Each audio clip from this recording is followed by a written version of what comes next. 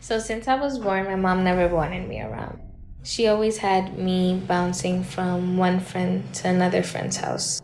I moved back into my mom's house after she had her youngest son. Being the oldest one, she wanted me to take care of my younger siblings. I felt overwhelmed and pressured because I was only 10 years old at the time.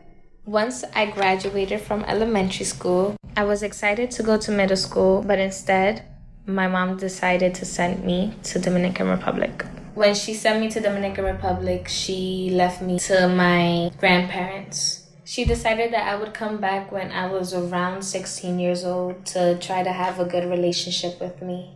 Everything worked out for a couple of months until I found out I was pregnant. And it was a shocker for me as well as my mom, and that ruined the relationship we was trying to build in the first place. After I had the baby, my relationship with my mother reminded me when I was 10 years old because I had to stay home and not only take care of my siblings but as well as my child. So it was more complicated than it was before. When I finally decided to go back to school, it was even worse relationship with her because she wanted me to stay home all the time and didn't actually want me to advance in my education. So after that, she decided to kick me out of the house. I started looking into shelters with my guidance counselor from school, and I finally found out one of the shelters I could go into with my son. The shelter was called Covenant House.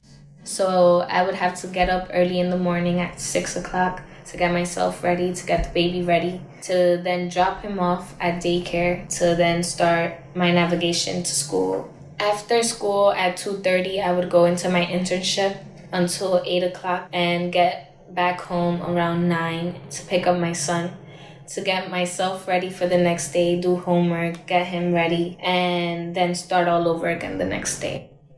In June, before my graduation, I got a call from my guidance counselor telling me that I was valedictorian. And I had literally jumped out of my bed to go tell everybody else about the good news. Accomplishing that was like a lot of feelings mixed together. I always believe that hard work pays off, but it was just something unimaginable. My speech was mainly about how even when things get hard, you should never give up. No matter how hard things get or how many obstacles come in your way, you should always try to achieve your goals. Having my son there made me feel like I had accomplished something really good for myself and for him. It was so cute the way I saw him jumping up and down once I finished and everybody was clapping. It filled me up with joy.